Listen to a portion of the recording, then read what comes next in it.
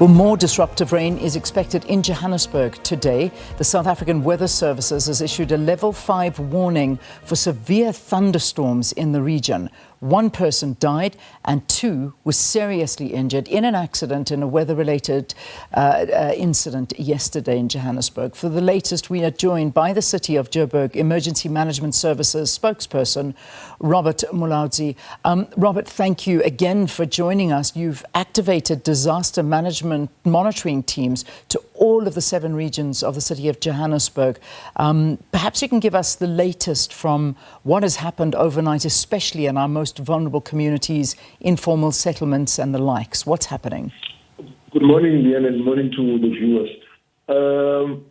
Overnight, and this morning, we have not yet recorded or reported any major incidents, especially in our most vulnerable communities, our informal settlements. However, we're still pleading with them to continue to avoid crossing river streams while they're conducting their daily activities. We just drove now in most of our river streams early this morning, Kalfontein and also Jackskey and Klip Valley.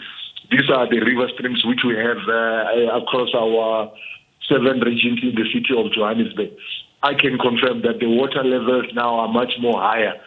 The risk of people being swept away now is very much high if they're trying to cross these kind of river streams. So we're pleading with our residents out there to ensure that they monitor young kids to stay away from these river streams. And also, we are on our knees, and we just saw some of the residents who normally practice these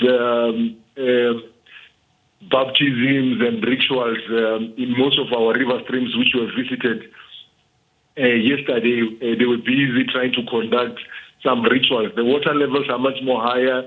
They can be swept away anytime. So we're pleading with them to stay away from river streams now that we have this kind of rainfall, because we cannot afford situations where we'll have drowning incidents or people being swept away. We are really indeed pleading with them to stay away from river streams. Of course, from our side, we are still continuing to encourage our motorists. Most of our roads now, there's like flash floods, which motorists need to ensure that they don't, try and cross those areas which are flooded. Instead, use alternative routes. We've seen that we already lost a life yesterday in one of our motor vehicle accidents, which were reported, and 2 people being critically injured. So we are still continuing to plead with our motorists to ensure that they drive safely, respect other road users, avoid crossing flooded roads on low-lying bridges. And from our side, we will ensure that our aquatic rescue unit is still on high alert, and also all our 30 fire stations are fully operational, just to make sure that other units can go out and monitor those areas which are critical, and we are able to inform our residents. As we are told that we're still going to receive a lot of rainfall, especially today and tomorrow, maybe towards until Thursday.